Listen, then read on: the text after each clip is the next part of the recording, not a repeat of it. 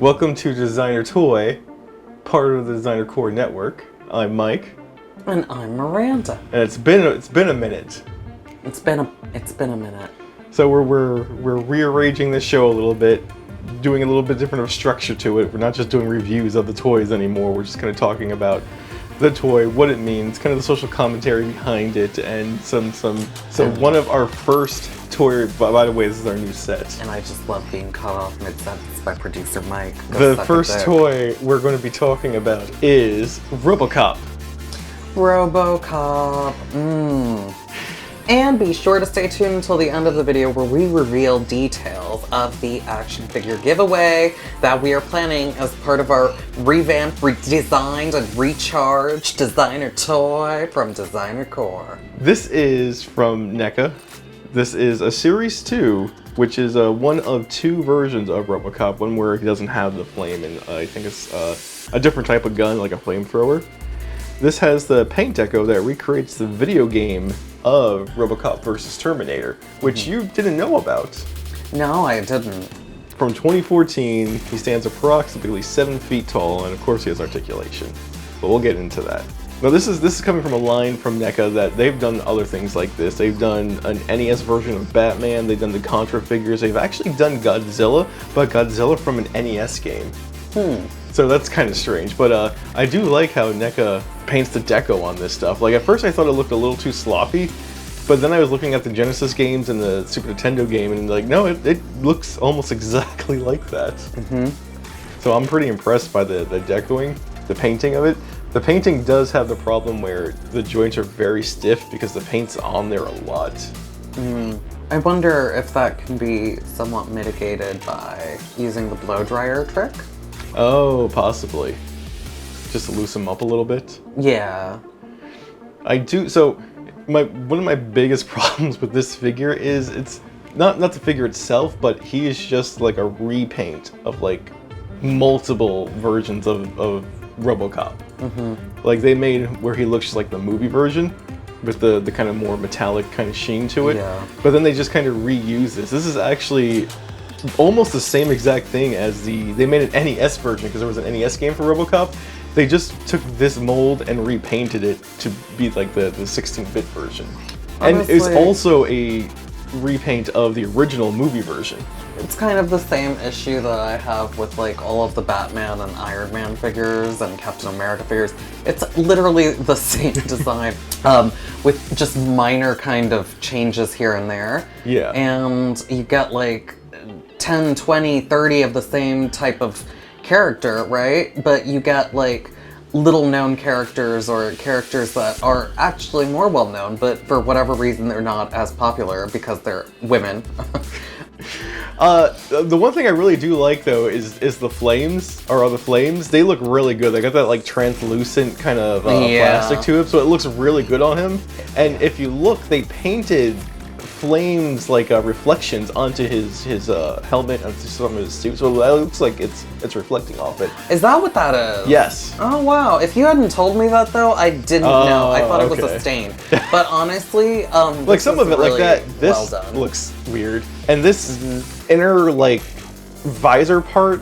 That's not even the visor. That's just like a part of the helmet that's recessed, and they painted it dark blue.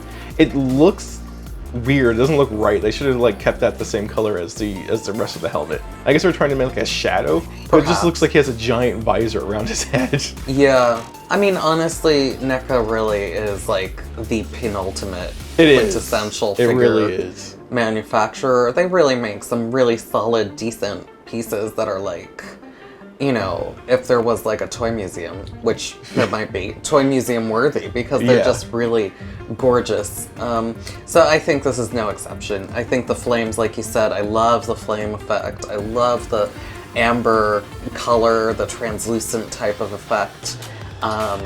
Especially what they did with the rocket, like how it comes out of the rocket like that. That's a removable piece, but it's very intricate. Yeah, it looks like it's coming out of it. It actually looks like, not so much maybe the video game, but it looks like a cartoon. And like this is kind of like a precursor to the TMNT figures, because it's got that same kind of Art Deco painting to it. And the thing I like about NECA is their toys are if you can get them when they first come out, are affordable.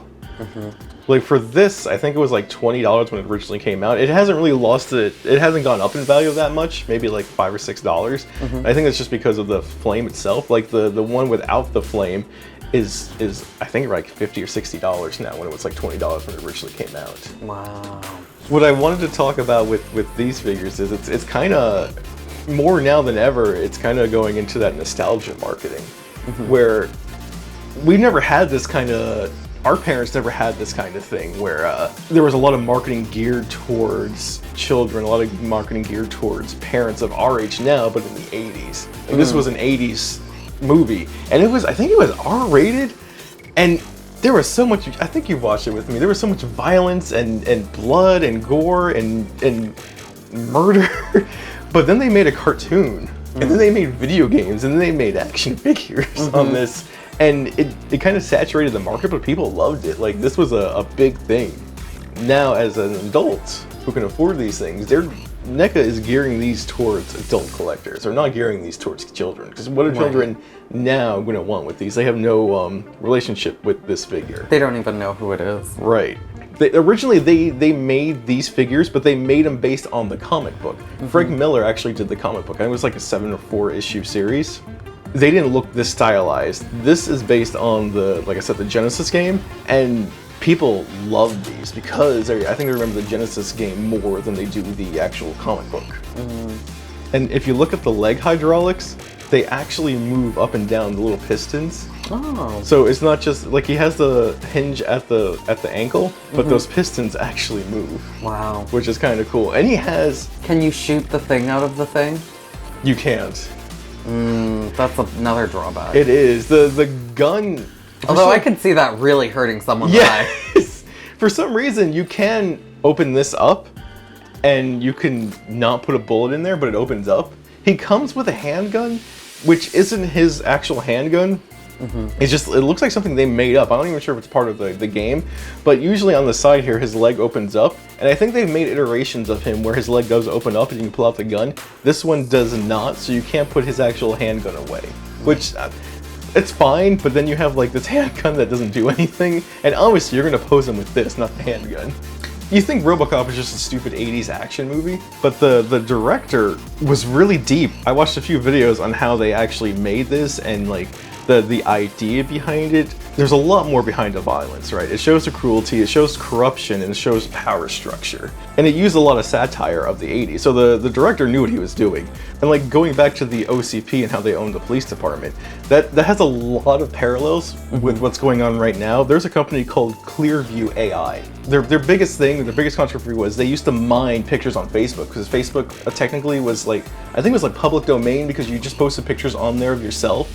And like all these other social networks, so they would just mine pictures of people online. Meaning, let's explain what data mining is. Well, they're literally looking at pictures online, and putting them into a computer and saving them, and the computer is learning these pictures and figuring out who they are by their names. For facial recognition and things.